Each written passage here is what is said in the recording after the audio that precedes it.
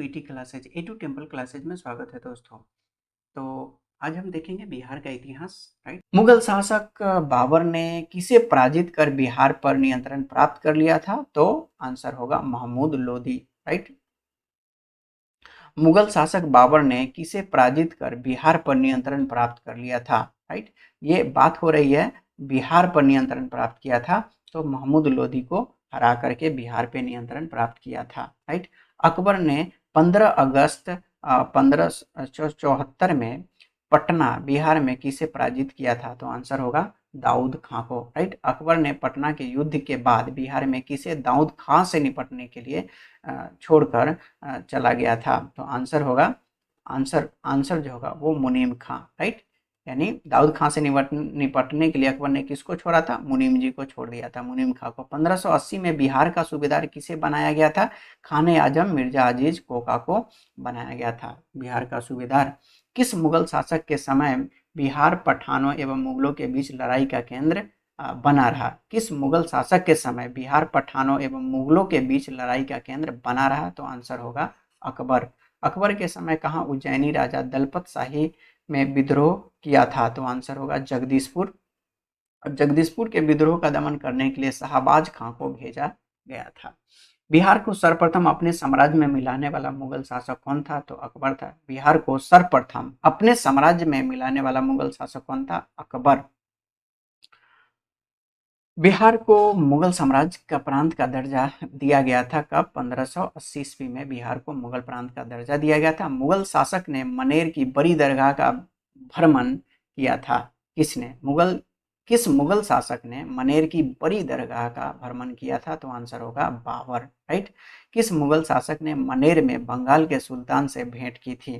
किस मुगल शासक ने मनेर में बंगाल के सुल्तान से भेंट की थी? तो आंसर हो जाएगा हुमायूं।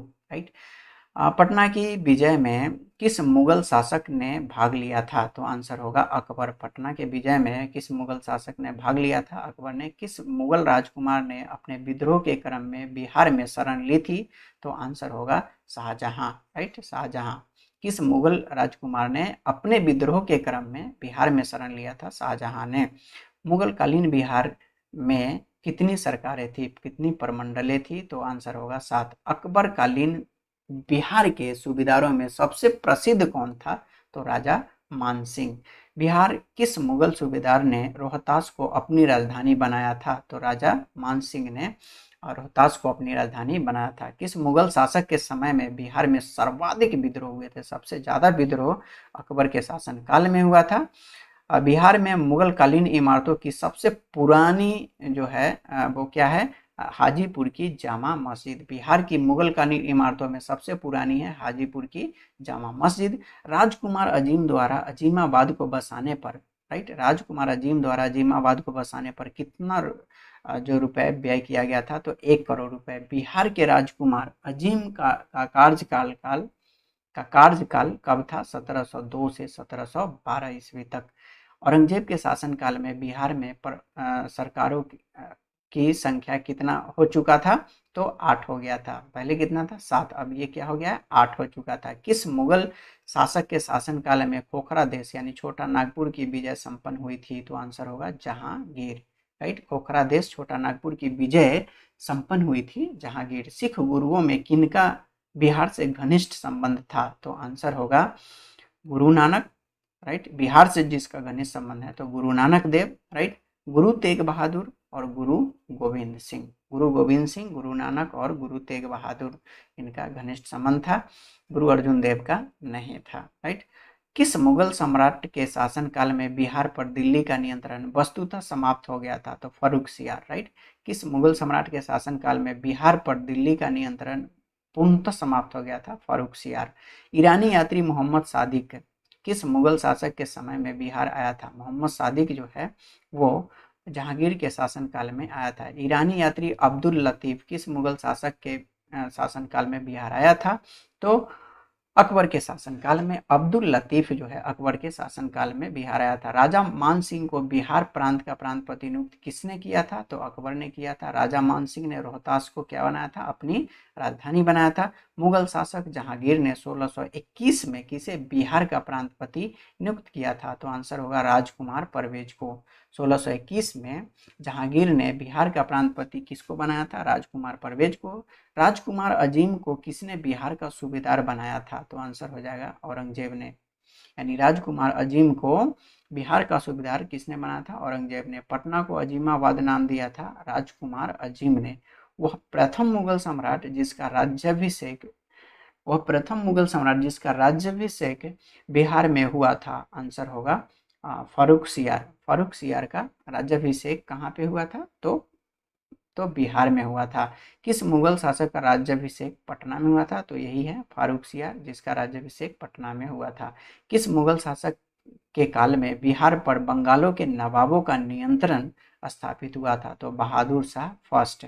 मुगल प्रांत बनने के उपरांत बिहार का गवर्नर कौन बना था? तो मिर्जा अजीज कोकलता, राइट।